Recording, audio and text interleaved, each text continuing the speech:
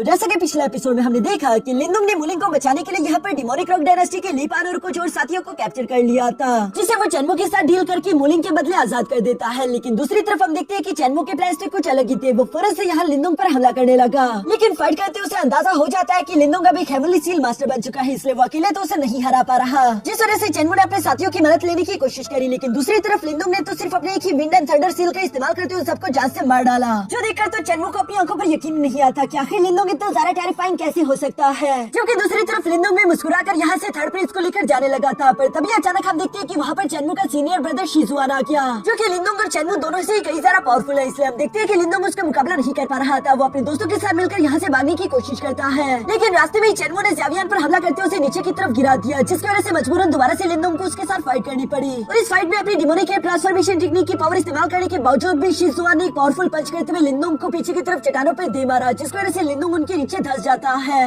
अब आगे तो नेक्स्ट एपिसोड की शुरुआत यहाँ बिल्कुल उसी सीन से शुरू होती है, जहाँ पर शिजुआन को तो लग रहा था कि उसने आखिरकार लिंदुंग की कहानी यहीं पर खत्म कर दी। दूसरी तरफ मुलिंग और ज़्यावियन भी ये देखकर काफी ज्यादा परेशान हो चुके थे और वो फौरन से लिंदुंग को देखने के लिए उन चट्टानों के पास जाने की कोशिश करते हैं। पीछे की तरफ शिजुआन ये देखकर हंसते हुए कह रहा था कि अब कोई फायदा नहीं, क्योंकि बहुत ज्यादा देर हो चुकी है। लेकिन ये सब कहते हुए अचानक से उसके चेहरे की हंसी उड़ गई, क्योंकि उसने देखा कि उसके ऊपर आसमान बदलने लगा है और ये किसी और नहीं बल्कि लिंदुंग ने किया था, जो कि अचानक उन चट्टानों से निकलते हुए फौरन से हवा में जंप कर चुका और उसने अपने सेलेस्टियल हेवनली पाम अटैक को रेडी करना शुरू कर दिया था।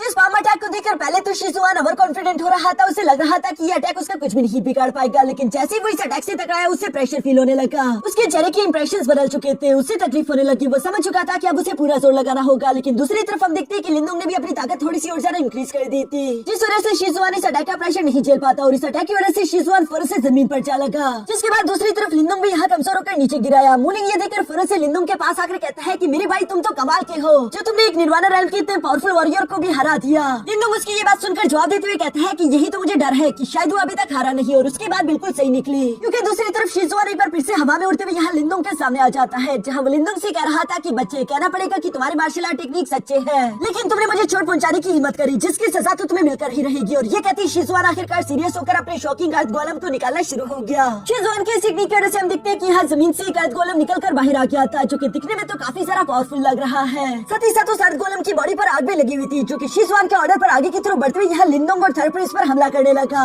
जो देखकर दूसरी तरफ लिंदुंग भी अपने दोस्तों को बचाने के लिए फौरन से उनके सामने आकर अपने एसेंशियल डिवोरिंग सील के ब्लैक होल पावर को एक्टिवेट करते हुए उस अर्थ गोलम को एब्जॉर्ब करने की कोशिश करता है, जो काम करते हुए लिंदुंग को तो बहुत ही ज्यादा मुश्किल आ रही थी। ऊपर की तरफ से शिजुआन भी ये देखकर हैरान होते हुए कहता है कि आखिर ये किस तरह की वियर्ड पावर है। नीचे की तरफ लिंदुंग को भी यहाँ पर इस तरह से मुश्किल में देखकर मिस्टर डाउ से कहता है कि लिंदुंग तुम इस निर्वाणा रेल्म के कल्टिवेटर का मुकाबला नहीं कर सकते, ये तुमसे फिलहाल के लिए काफी सारा पावरफुल है, इसलिए यहाँ से भागने का प्लान बनाओ। जो सुनकर लिंदुंग ने भी बिल्कुल ऐसा ही किया। वो अपने एंशिएंट सीक्रेट की का इस्तेमाल करते हुए पीछे की तरफ एक टेलीपोर्टेशन पोर्टल ओपन कर देता है, जहाँ पर वो मुलिंग और ज़्यावियन से कह रहा था कि इस पोर्टल के अंदर जाओ, मेरी फिक्र मत करो। जो सुनकर मुलिंग और ज़्यावियन दोनों ही टेलीपोर्टेशन पोर्टल की तरफ रवाना हो गए, लेकिन ये देखकर पीछे की तरफ शिजुआन ने भी अपने अर्थ गोलम की फुल पावर इंक्रीज कर दी थी, जहाँ वो ज़्यावियन के ब्लैक होल पर जोर जोर से पंचेस लगाना शुरू हो गया। और इसी इफेक्ट के कारण हम देखते हैं कि वहाँ पर एक बड़ा सा ब्लास्ट हो गया, जिसके प्रेशर से लिंदुंग भी उड़ता हुआ फौरन से उस पोर्टल के अंदर जा गिरा। ये देखकर शिजुआन गुस्सा होते हुए कहता है कि नहीं, इतनी जल्दी नहीं। जो कहती है शिजुआन ने एक पावरफुल एनर्जी अटैक फौरन से उस पोर्टल के अंदर चल दिया था, लेकिन इसके बाद वो पोर्टल क्लोज हो गया, जो देखकर शिजुआन नीचे की तरफ आते हुए कहता है कि इस लड़के के पास काफी अजीब अजीब पावर्स है। दूसरी तरफ सीन शिफ्ट होकर यहाँ सन सिटी के बाहर आ जाता है, जहाँ पर लिंदुंग, मुलिंग और ज़्यावियन दोनों को टेलीपोर्ट करके दूर ले आया था। ये करने के बाद लिंदुंग फौरन से खड़ा होकर अपने दोस्तों से सवाल करते हुए पूछता है कि क्या तुम लोग ठीक हो, जिस पर मुलिंग तो खड़ा होकर जवाब देते हुए कहता है कि हाँ मैं बिल्कुल ठीक हूँ। पर पीछे मुझे ज़्यावियन की हालत कुछ ज्यादा ठीक नहीं दिखाई दे रही थी। जैसे वो खड़ा होने लगा, अचानक से वो नीचे बेहोश होकर गिर जाता है। ये देखकर लिंदुंग परेशान होते हुए फौरन से ज़्यावियन के पास आकर उसकी बॉडी चेक करने लगा, जहाँ उसे देखने को मिलता है कि वो लास्ट एनर्जी अटैक ज़्यावियन को हिट कर चुका था और इसी वजह से ज़्यावियन की हालत काफी ज्यादा खराब थी, क्योंकि साथ ही साथ वो अटैक किसी कर्ज की तरह दिखाई दे रहा था, जिसे देखकर लिंदुंग यहाँ ज़्यावियन की बॉडी को छोटा करते हुए हाथ में उठा लेता है। दूसरी तरफ मुलिंग भी यहाँ पर ज़्यावियन की ये कंडीशन देखकर लिंदुंग से कहता है कि चलो ज़्यावियन को सिटी के अंदर लेकर चलते हैं, उसके बाद हम लोग सोल्यूशन को ढूंढेंगे। जिस पर लिंदुंग भी जवाब देते हुए कहता है कि हाँ तुमने सही कहा, और ये दोनों ही सिटी के अंदर की तरफ रवाना हो गए। पीछे की तरफ सीन शिफ्ट होकर वापस से शिजुआन पर आ गया, जहाँ पर हम देखते हैं कि चेनवू और साथ ही साथ ली पान अपने न्यू साथियों के साथ उड़ते हुए फौरन से उसके पास आ जाते हैं, जहाँ चेनवू सवाल करते हुए कहता है कि आखिर वो लड़का लिंदुंग गया कहाँ पर, जिस पर शिजुआन जवाब देते हुए कहता है कि वो लड़का लिंदोंग टेलीपोर्टेशन पोर्टल का इस्तेमाल करते हुए यहाँ से भाग गया।